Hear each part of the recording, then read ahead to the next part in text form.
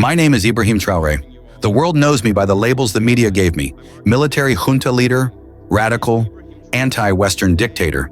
But today I speak not only for myself, but for millions. This message won't be shown on CNN, BBC, or France 24, but it needs to be heard, because this time, you can't cut my mic. You can't crop the footage. You can't rewrite my words. The world you once controlled is changing, and we no longer need your filters or headlines to tell our story. We now speak directly, unedited, uncensored. At 34 years old, I've seen firsthand how you portrayed Africa as a continent of poverty, famine, war, and hopelessness. You gave us the image of helpless children and barren lands and called it reality. And for a long time, we believed it. We grew up feeling ashamed of our identity.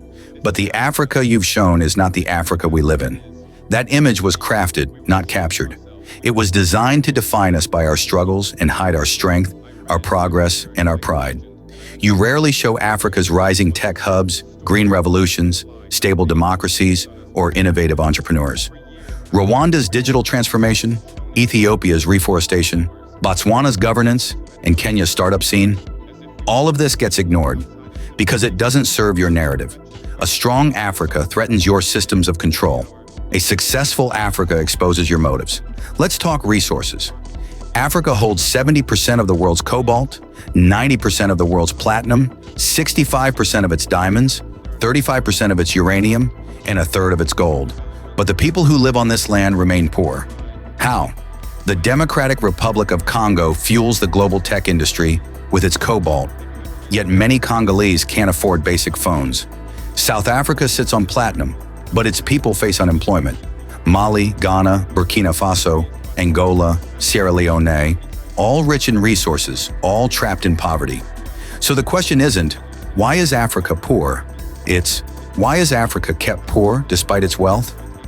The answer is colonialism in a new form. You no longer arrive with armies, but with contracts. You no longer enslave with chains, but with debt. You come as investors and partners, but leave as owners. You disguise exploitation as cooperation. Take Glencore, the Swiss mining firm. It made $256 billion in 2022 by extracting Congo's cobalt, but Congo saw only $500 million in taxes. That's 0.2%. Rio Tinto extracts millions of tons of bauxite from Guinea, while the people suffer pollution and illness. Total Energies profited $36 billion from African oil, but the surrounding communities still lack clean drinking water. Anglo-American took South Africa's minerals and left behind joblessness. And this is just what's visible. Behind the scenes are offshore accounts, secret contracts, and loopholes that allow $88 billion to be illegally drained from Africa every year. Meanwhile, you glorify the $45 billion Africa receives in aid, as if we should be grateful. But the truth is, Africa is not receiving aid, Africa is giving it. This system is calculated. It starts by corrupting our leaders, offering them bribes and luxury in exchange for silence.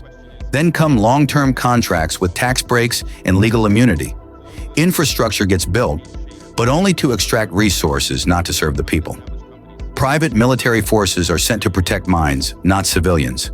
Protests are labeled as threats. The media is bought and journalists are silenced. Our struggle becomes your headline, but our reality remains untold. Why won't your media report this? Because you are part of it. Your biggest funders, oil companies, mining firms, and weapons manufacturers are the same forces stripping Africa bare. You call yourselves free press, but you serve private interests. This is not journalism, it's propaganda.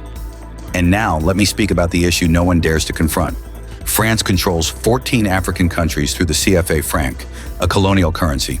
Half of our national reserves are still held in French banks, and we're charged negative interest to store them there. Through this system alone, France takes $500 billion annually. When it gives us $10 billion in return, it calls it aid and takes a victory lap. Britain does its work through tax havens like Jersey and the Cayman Islands, where Africa's looted wealth is hidden. The US operates 46 military bases across Africa under the name of security, but they're positioned to protect resources, not people. China builds roads and ports but demands 99-year leases and mining rights in exchange. It's development, but only for them. And you, the media, you stay quiet because you're owned by billionaires, because your truth is filtered through profit, because your headlines are crafted, not earned. Africa is not poor. Africa is being robbed, We are not powerless. We are being held back. I am not afraid to say it, and more people are waking up to the truth they were never meant to hear.